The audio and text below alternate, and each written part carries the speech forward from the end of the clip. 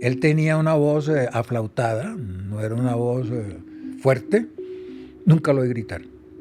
Siempre tenía un tono severo pero amable. Cuando hablaba tenía la magia de la convocatoria, la magia de la seducción, y su mirada también era profundamente seductora. Yo tomé la decisión de hacer todo lo que me prohibían. Y como lo primero que le prohibían a uno era tener novia, pues entonces había que tener novia.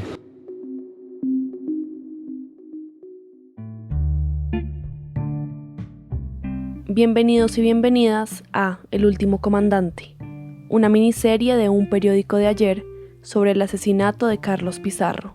Soy Natalia Chavarro. Y yo, Víctor Cabezas. Episodio 2. El terco.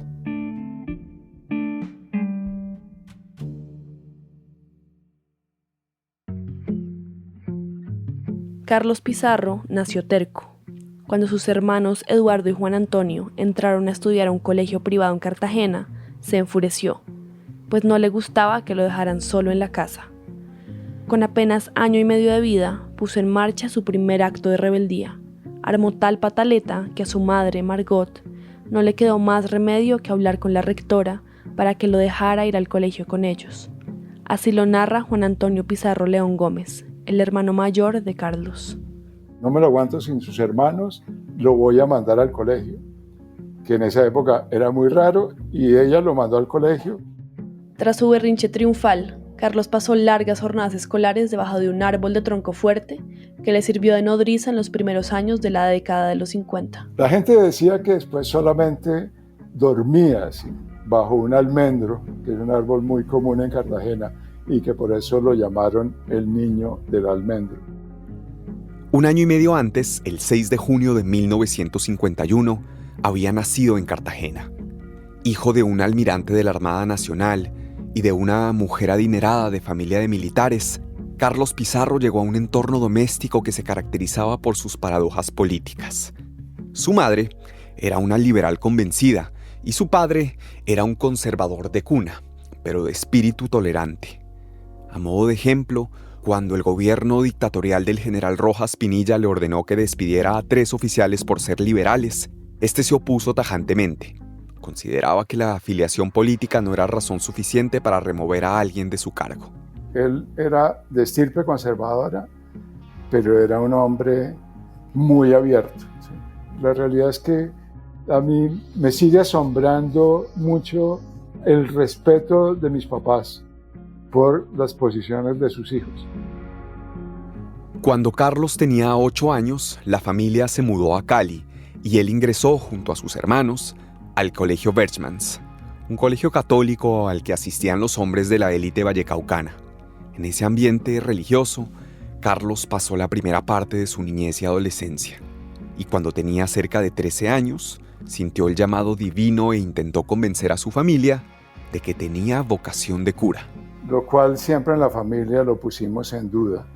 Creímos que era más bien porque no le estaba yendo muy bien en el colegio y que eso era una muy buena salida para no tener que enfrentar las discusiones familiares. Sin desprenderse de sus dudas sobre la aparente vocación religiosa de Carlos, su madre le ayuda a contactarse con algunos de los curas que había conocido en los barrios populares de Cali, cuando trabajó con ellos en labores sociales. Establecido el contacto, Carlos tomó una decisión. Decide que él quiere ser sacerdote y se va a estudiar a La Estrella en Antioquia, cerca de Medellín, en un seminario de los padres salvatorianos. Según le dijo Carlos a una amiga cercana a la familia, se iba al seminario porque quería ayudar a los más pobres. Su decisión no era extraña considerando los ánimos de aquel entonces. La teología de la liberación estaba en boga entre la comunidad católica de este lado del planeta. Se trató de una iglesia comprometida con la idea de que para asegurar la justicia social, los cristianos tenían la obligación de participar en la política. Incluso algunos de sus adeptos coqueteaban con la idea de que la lucha armada era necesaria para abolir la injusticia hacia los pobres. La beneficencia no era suficiente. Urgía la revolución.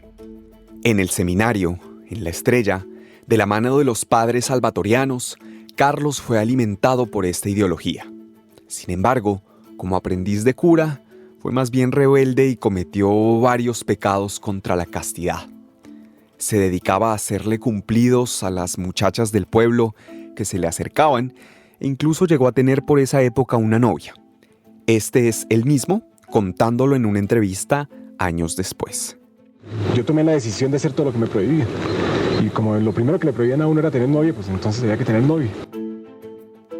Por su desjuicio, los padres salvatorianos expulsaron a Carlos Pizarro del seminario, lo que lo llevó en 1968 a terminar sus estudios en el Instituto La Salle, en Bogotá. Lejos de sus padres, que se quedaron en Cali, Carlos se reencontró con sus hermanos en esa ciudad.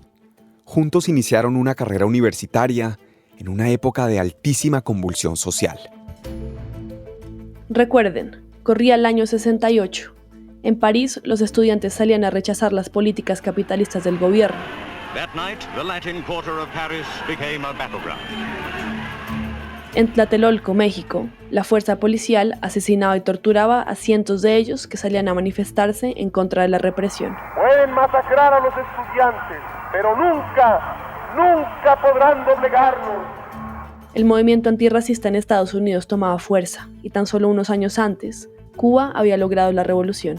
Quien no tenga un corazón que se adapte al esfuerzo y al heroísmo de una revolución, no los queremos. Como resultado de esta serie de eventos, el panorama estudiantil en Colombia también se renovaba. Las universidades, que en la última década habían vivido el ingreso a gran escala de estudiantes de clase media, se volvieron un foco de resistencia y movilización. Protestaban contra los excesos de gobiernos sucesivos y su marcada inclinación a restringir las libertades de los ciudadanos bajo el pretexto de combatir la violencia y preservar el orden público.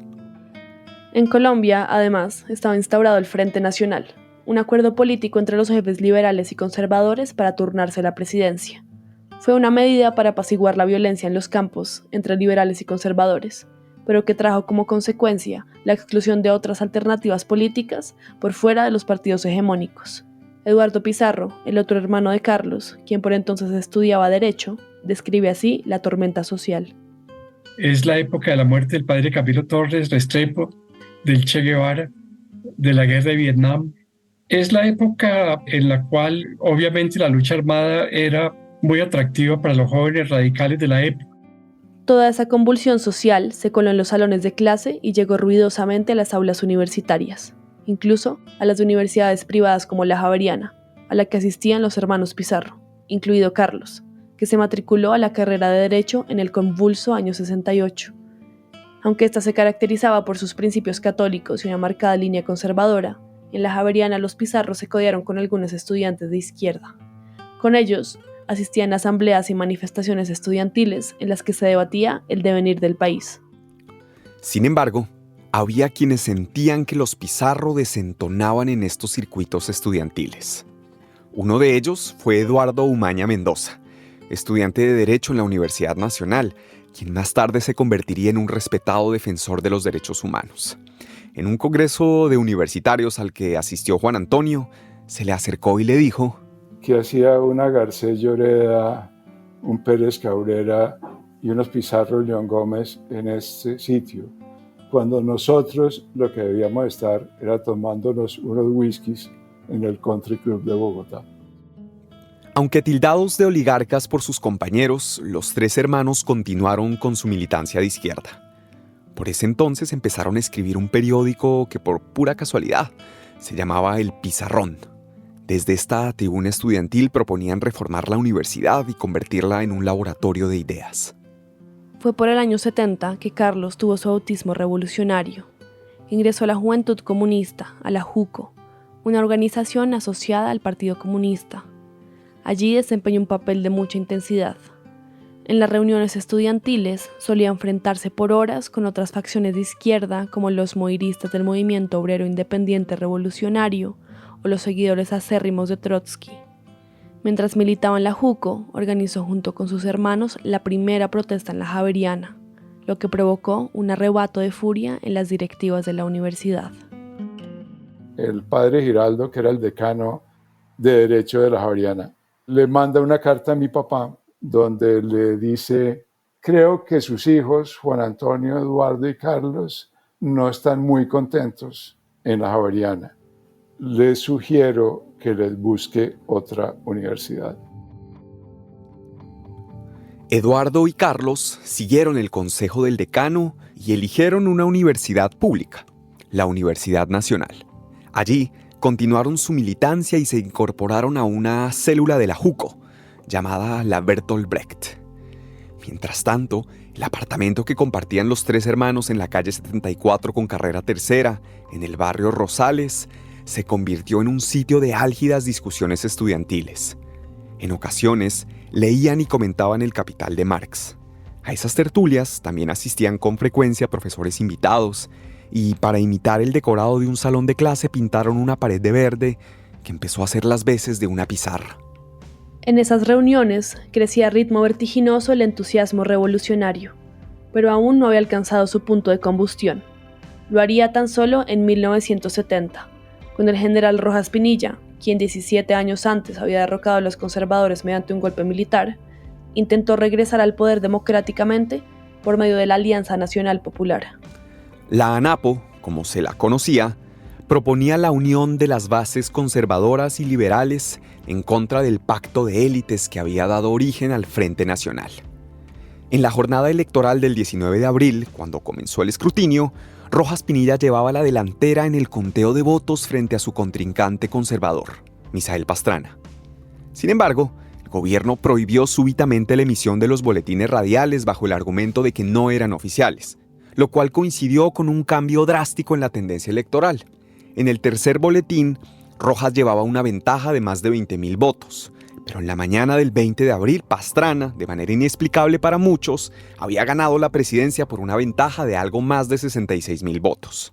El conteo de los votos arma el lío. Las huestes del general dan por seguro el triunfo. Los ánimos se exaltan a los gritos de fraude.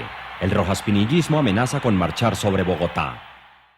El aparente fraude electoral confirmaba a los ojos de muchos que las vías políticas estaban cerradas en Colombia y que no quedaba más camino que la insurrección armada. Por la vía legal no había manera de hacer el cambio, sino que había que hacerlo a través de la lucha armada. De aquí salimos para incorporarnos a los grupos armados, que en ese momento fundamentalmente eran el ELN y las FARC. Las FARC, una guerrilla marxista y de origen campesino que inició su operación en mayo de 1964, buscaba reclutar jóvenes para sus filas. Y la JUCO era la cantera ideal para encontrar hombres y mujeres dispuestos a unirse a la lucha armada. Pizarro, quien seguía militando en la JUCO, ya contemplaba la idea de empuñar las armas. Finalmente se contactó con Jaime Bate Mancayón, un miembro de las FARC encargado de los reclutamientos, y le expresó su interés por enrolarse en esa guerrilla. Su ingreso a las filas de las FARC se concretó a principios de 1972, y con morral en mano, Carlos emprendió el camino por la región del Sumapaz y recorrió varios municipios del país en los que la guerrilla promovía la organización campesina.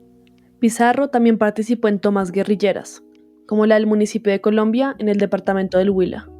Una unidad de la guerrilla de las FARC, a la que Pizarro pertenecía, atacó la estación de policía y dejó como saldo a 3 agentes heridos. Después de capturar a los policías, las FARC les hizo lo que llamaban un juicio de responsabilidad. Este juicio venía con una condena, su muerte. Sin embargo, el asesinato de los policías pudo evitarse gracias a la intervención del párroco del pueblo. Aunque el arranque en las FARC fue intenso, Pizarro empezó a encontrar puntos de desencuentro con la guerrilla. Pasaron alrededor de 2 años y Pizarro no había participado en casi ningún combate.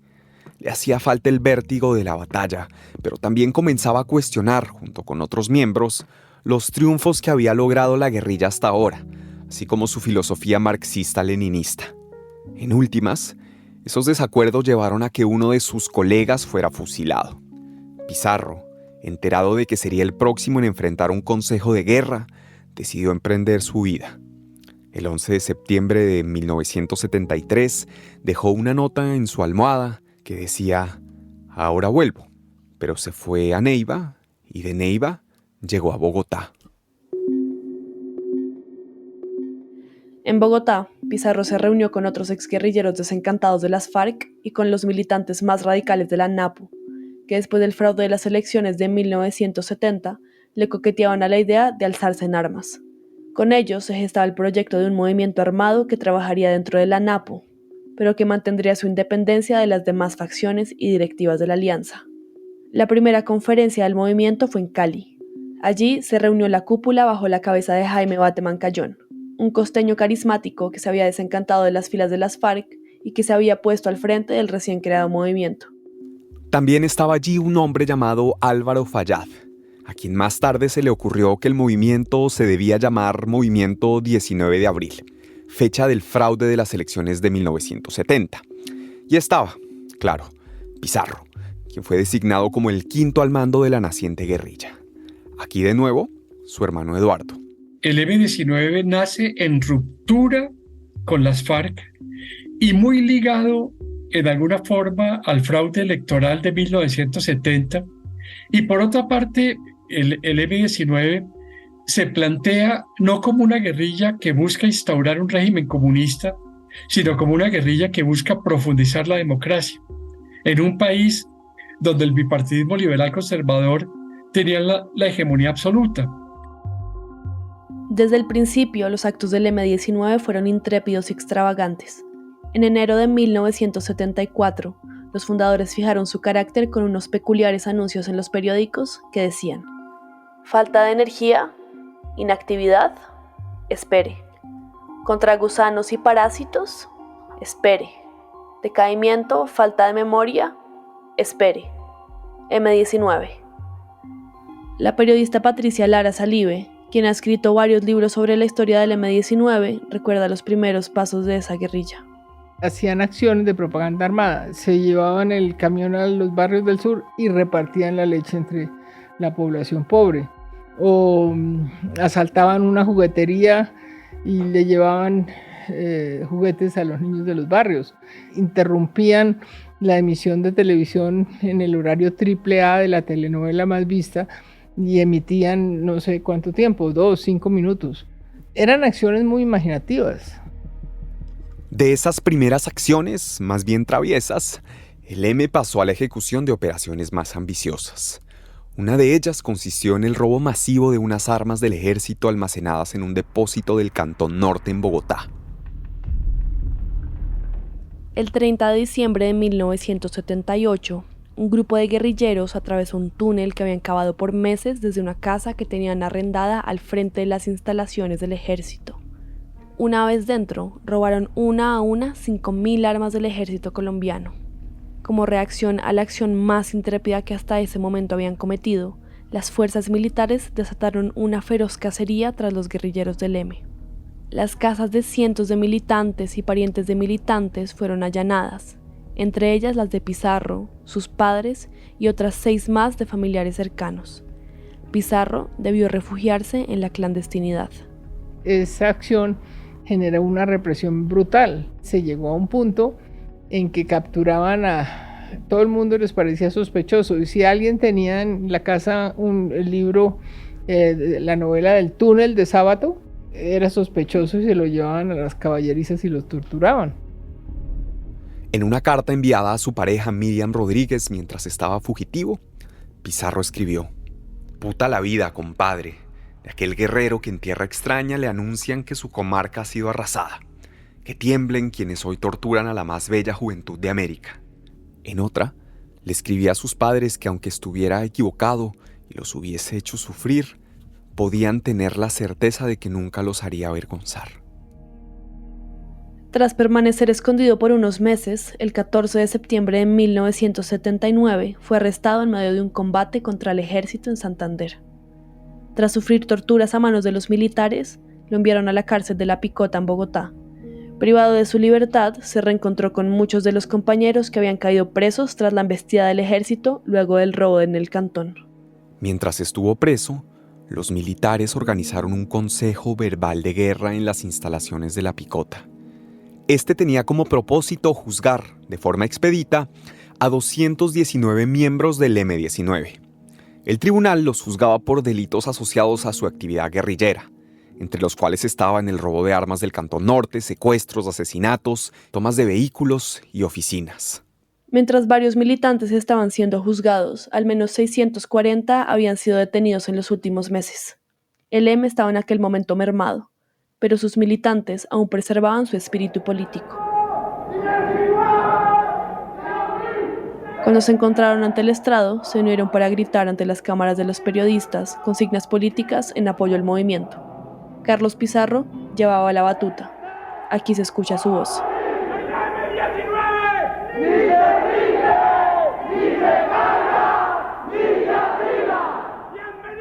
El M-19 ni se rinde, ni se calla, ni se asila, arengan los sindicados.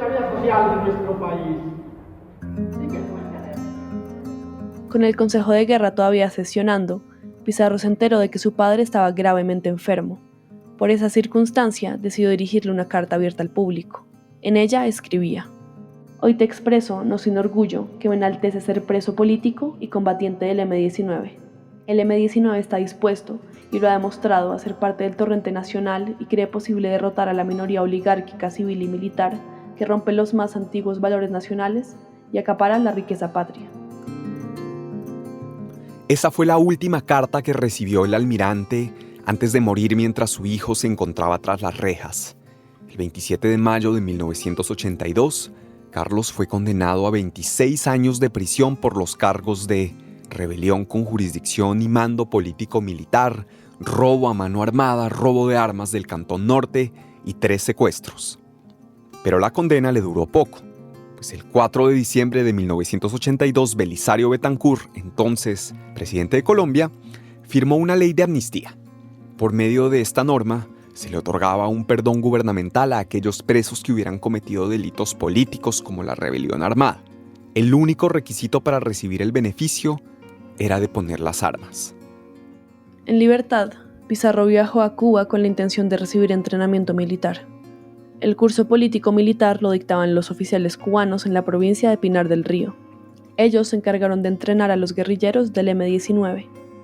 Luego de un año de entrenamiento, Pizarro regresó a Colombia para organizar un comando que se movería por el occidente del país.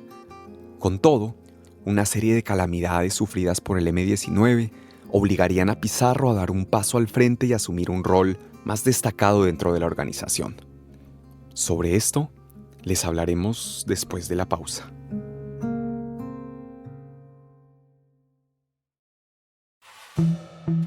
En ese entonces, en el año 2000 a 2005, cometimos muchos hechos atroces en contra de la comunidad nariñense. Esta persona que están escuchando se llama Guillermo León Marín, alias El Doctor.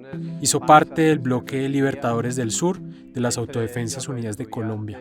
Ante las autoridades, Marín reconoció haber participado en el asesinato de varios líderes estudiantiles del departamento de Nariño. La información la daban informantes que tenía la población de Nariño e infiltrados que habían en la universidad. A partir de testimonios como este, una organización colombiana ha logrado georreferenciar y visualizar fosas comunes en el país. Se llama Data Sketch y desarrolla herramientas con inteligencia artificial para abordar temas de interés público y contribuir a una sociedad más informada. Data Sketch te ayuda a transformar la información en visualizaciones claras y atractivas para ser más efectivo en tus comunicaciones. Para conocer más sobre sus soluciones y descubrir una manera dinámica de explorar el mundo de los datos, haz clic en el enlace que aparece en la descripción de este episodio.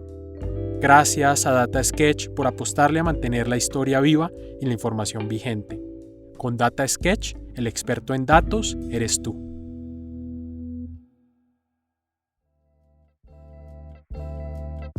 Hola, soy Juan Serrano. Hoy quiero recomendarles un podcast recién publicado. Se llama Los Guardianes de la Espada de Bolívar. Lo hacen nuestros colegas de Sillón Estudios y El Viento Films. Cuenta la fascinante historia del trasegar que ha tenido el mítico símbolo del Libertador, pero también es una exploración sobre cómo la historia y sus secretos pueden ser armas ideológicas en la lucha por el poder en nuestro continente. Son 6 episodios que seguro complementarán la historia que están escuchando en esta temporada de Un Periódico de Ayer. En la descripción van a encontrar el link del podcast.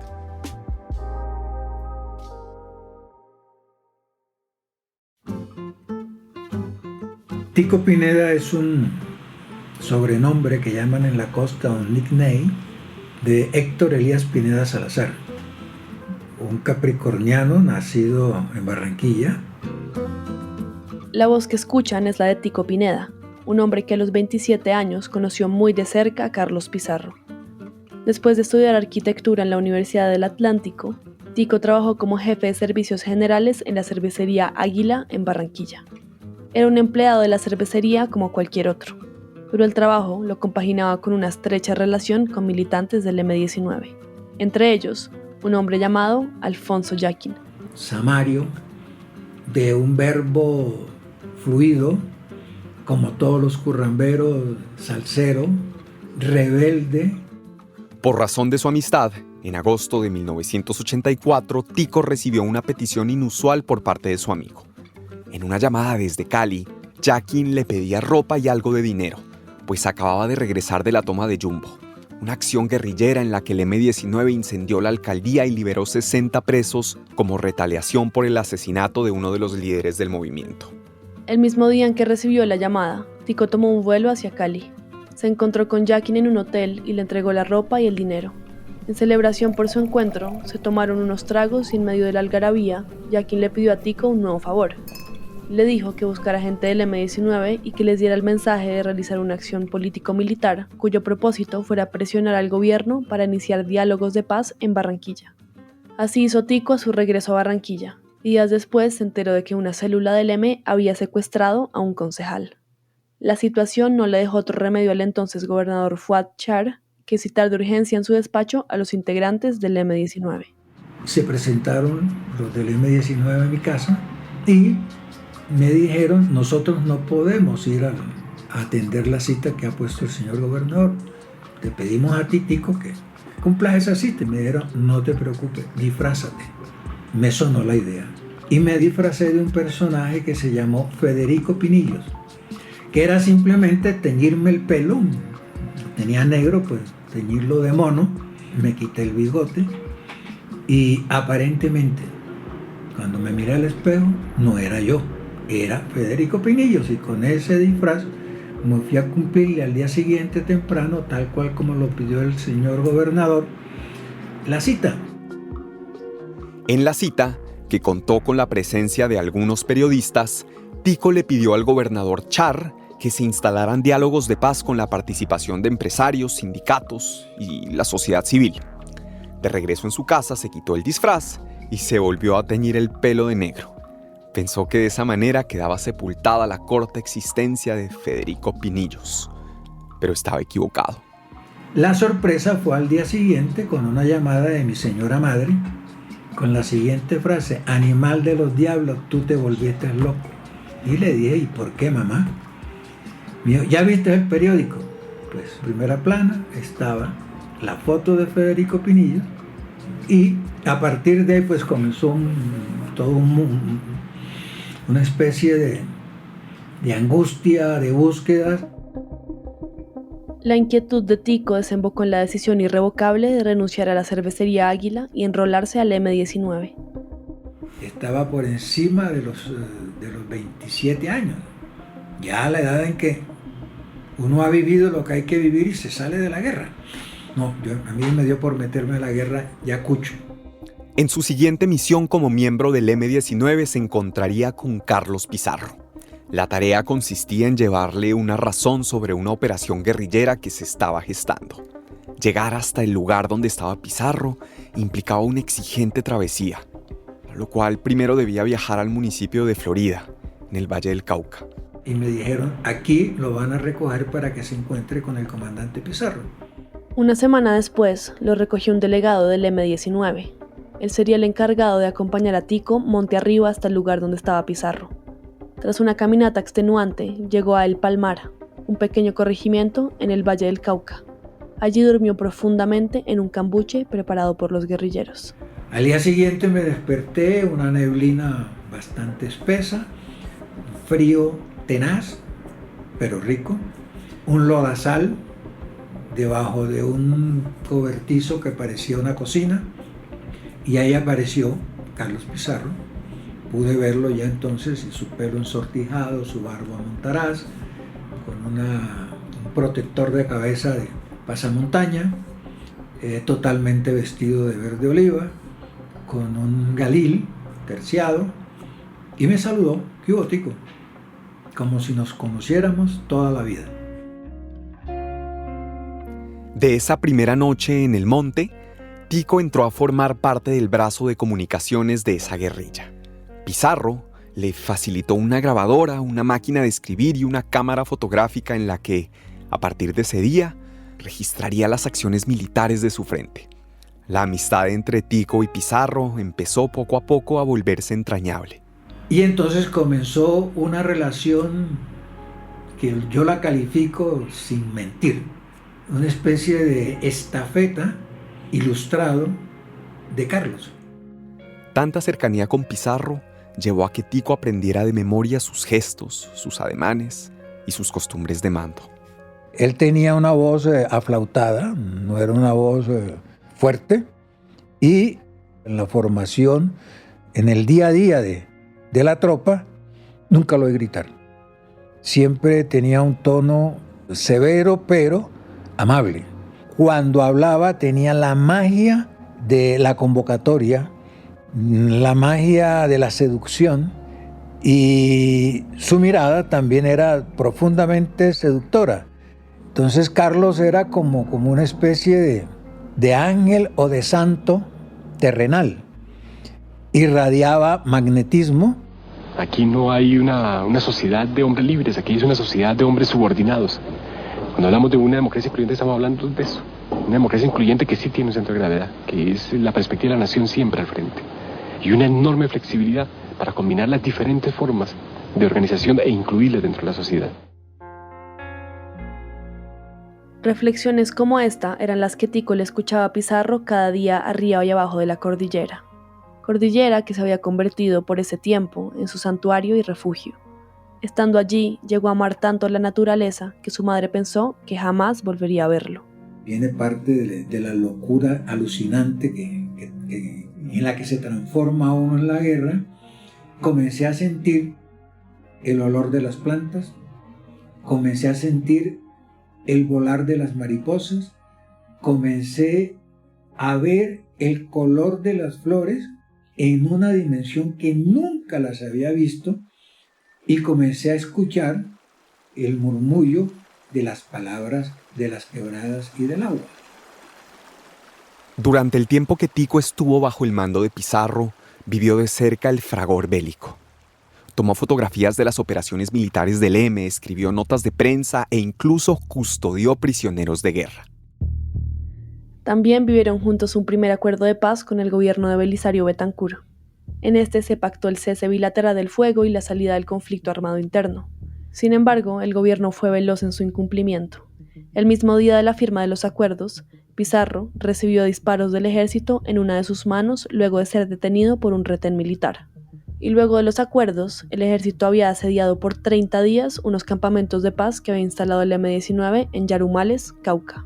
Al considerar que no existían garantías para una paz duradera, los guerrilleros decidieron volver a las armas. Aquí, la voz de Pizarro en aquella época. La actitud del M-19 a partir de hoy es la actitud de guerrilleros de la libertad y de la paz, de hombres alzados en armas. Volveremos a las armas, volveremos a los combates, volveremos a la convocatoria en lucha de todos los demócratas para entregarle a Colombia con un gobierno de verdad democrático. De vuelta a las armas, Tico sirvió de receptor de las ideas de Carlos respecto a una operación guerrillera descabellada que ocurriría en el centro de Bogotá. Por cuenta de los incumplimientos de los acuerdos, los guerrilleros pensaban hacerle un juicio político al entonces presidente Belisario Betancur, y para eso se tomarían a la fuerza el Palacio de Justicia. Sobre este episodio nos habla Tico Pineda. Él vaticinó lo que iba a suceder en el Palacio de Justicia. Él me lo contó y me dijo: mi preocupación es no tener los medios, o sea, las armas, para contener lo que va a ser un despliegue de los militares para arrasar, aunque tengan que arrasar al Poder Judicial.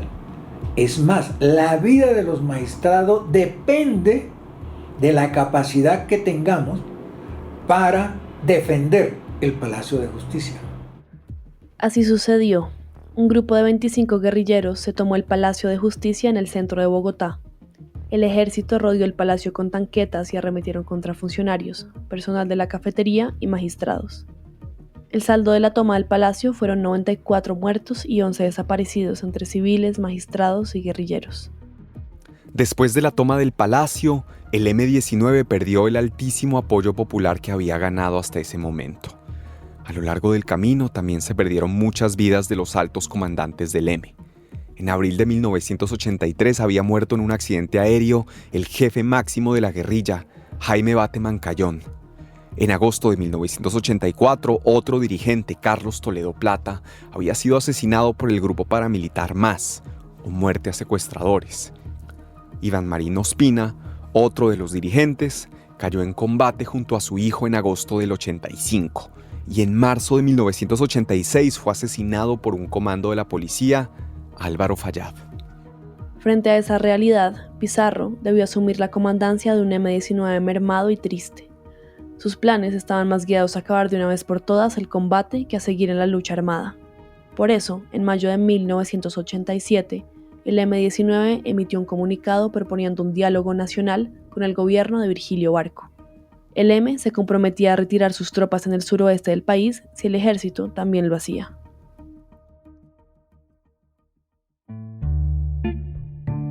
En las manos de Pizarro estaría la tarea de liderar la desmovilización de una guerrilla que había existido por algo más de una década. La tregua no sería fácil bajo el luto sin fin que dejó a su paso la violencia de los 90. ¡Por Colombia! ¡Por la paz! ¡Dejad armas! Ha llegado el tiempo de comenzar un camino distinto. Ha llegado el tiempo de convertirnos todos en verdaderos conductores de esta nación. De esto les hablaremos en el próximo episodio de El Último Comandante. El Último Comandante es una miniserie de Un Periódico de Ayer y es una producción de la no ficción. El guión fue escrito por Víctor Cabezas y Natalia Chavarro. La edición del guión es de Juan Serrano y la mezcla y el diseño sonoro son de Daniel Chávez. Gracias a Iván Beltrán de El Espectador por su ayuda con el material de archivo. A todas y todos, muchas gracias por escuchar.